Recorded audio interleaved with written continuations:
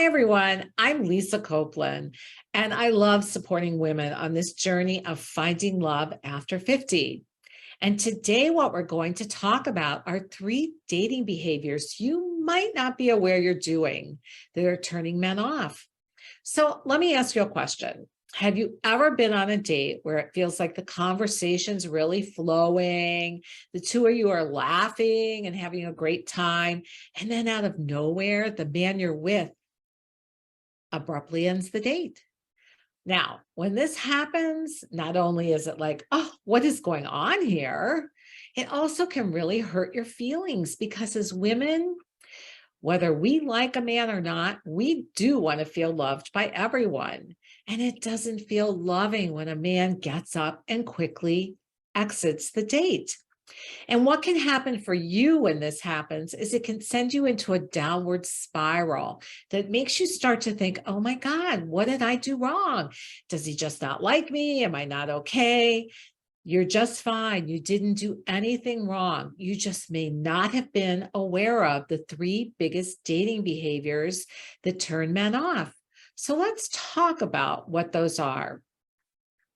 Turnoff number 1 is asking too many personal questions on a first date.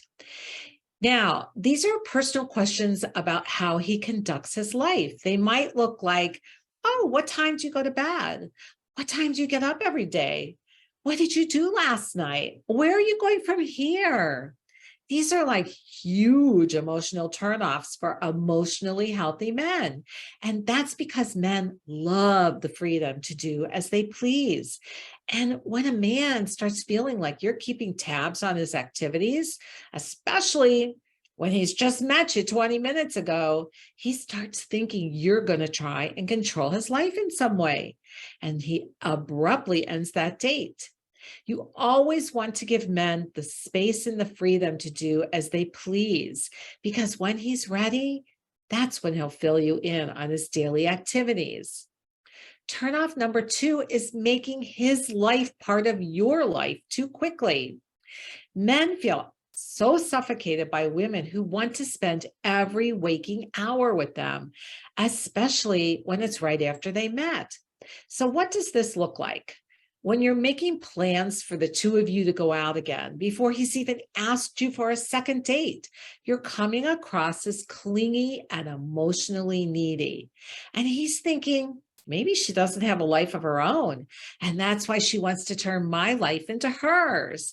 And this sends huge red flags up the pole and sends men running and saying, next. So let me fill you in on something men have told me over and over again about the over 50s women they want to date. They love your confidence. They love your independence. And they love when you are passionate about the life you've created for yourself. This is a huge attraction factor to a man. And let me share a little tip here about this. Many times when we get into relationships, we give our passions up. And we start to accommodate whatever he's doing. And then the man says, who is this person? This is not the woman I started dating back in the day. Always, always have that passionate life that you love. It is a huge turn on for men. Turn off number 3, saying the L word first. Have you ever experienced a time when your heart quickly opened and in your excitement, you ended up saying the L word before he did? Love is the L word.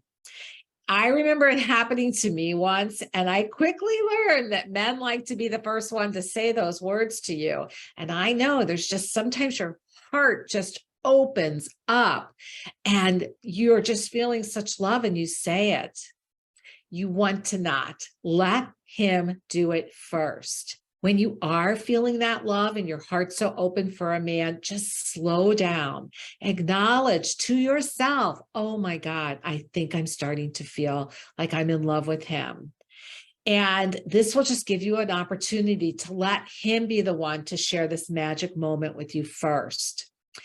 So after hearing these 3 dating breakers, can you look back on some of your dates and see if any of those were there?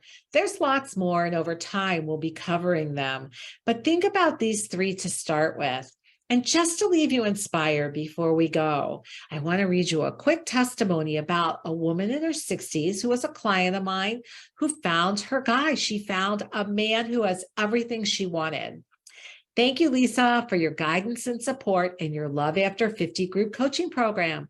I've been dating a wonderful man I met in a Facebook singles group. He's everything I've wanted in a partner and more. And just today, he delivered food and medicine to my front porch as I have a mild case of COVID. And he volunteered to deliver an at-home test he had to a friend of mine who takes care of her 75-year-old father. It's been a wonderful experience and one that I have not had since I was divorced in 1997. So have faith, ladies. Your guy is out there. And that was from my client, Debbie in Georgia. And if you'd love to have a good man in your life like Debbie now has, but you're struggling with dating or you're not sure how to do this, I would love to support you on this journey. Just click the link below and we can set up a time to talk about how to make this happen for you. Go and take these tips I'm sharing with you and start using them every single day.